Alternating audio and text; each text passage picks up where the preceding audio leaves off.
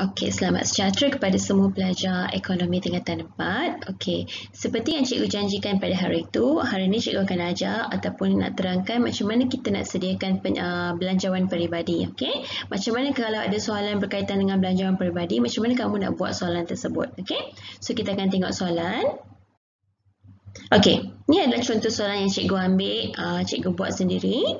Okey, untuk tunjukkan kepada kamu. Okey, kita tengok soalan ni. Sebelum ni kita dah belajar sampai macam mana kita nak cari pendapatan boleh guna. So, untuk topik ni sebenarnya kamu kena tahu daripada pendapatan boleh guna, macam mana kamu nak kira tabungan ataupun baki yang perlu dipegang oleh seseorang. Okey. So, soalan ni, Encik Prabha seorang pegawai bank, gaji bulanan beliau ialah 9,500. Okey, ini gaji dia. Selain itu, beliau juga telah menyewa rumah miliknya di Indapura kepada orang lain dan mendapat sewa sebanyak 800.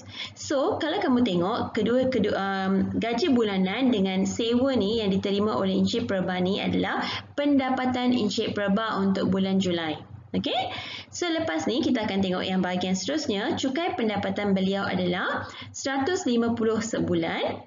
Okey, beliau juga mencantumkan dalam KWSP sebanyak 1,000. So apa dua ni cukai pendapatan dengan KWSP ni apa?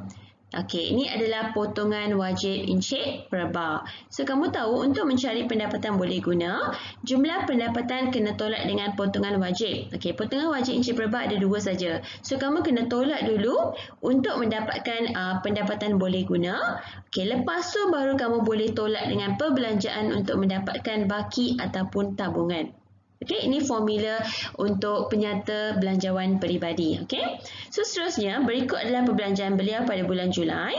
Okey, ni semua adalah senarai perbelanjaan Encik Prabha, iaitu yang pertama makanan dan minuman 800, ansuran kereta 550, ansuran rumah 850, belanja elektrik dan air 300, belanja internet 100, perubatan 150, belanja petrol kereta 200, belanja majalah 100, pakaian 300, insurans nyawa adalah 500.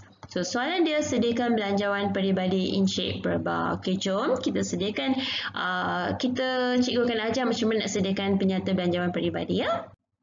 Okey. So, yang ni cikgu dah buat untuk kamu, tapi cikgu akan terangkanlah.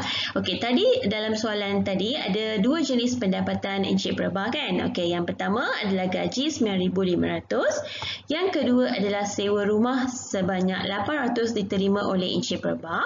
So, jumlah pendapatan Encik Prabha pada bulan Julai adalah 10,300. Okey, lepas tu kan kamu tahu untuk cari pendapatan boleh guna kena tolak dengan potongan wajib.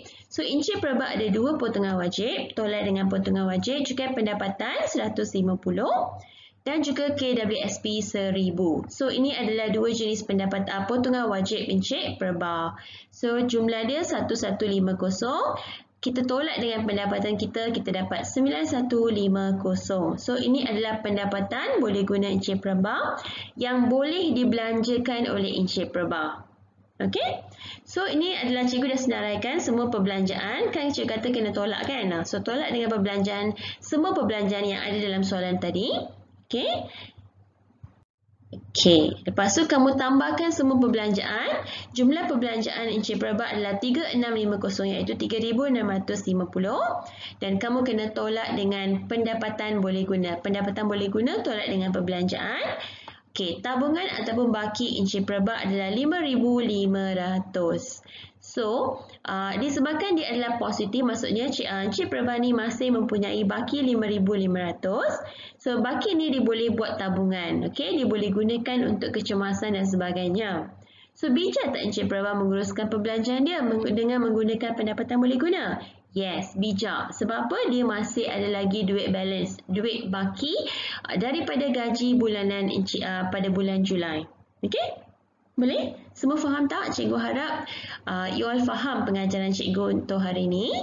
So, lepas ni kamu dah boleh sediakan penyata belanjawan peribadi dengan sendiri. Gunakan soalan-soalan yang ada pada kamu. Okey? Okey, terima kasih. Jumpa lagi pada lesson depan, hadapan. Okey, bye.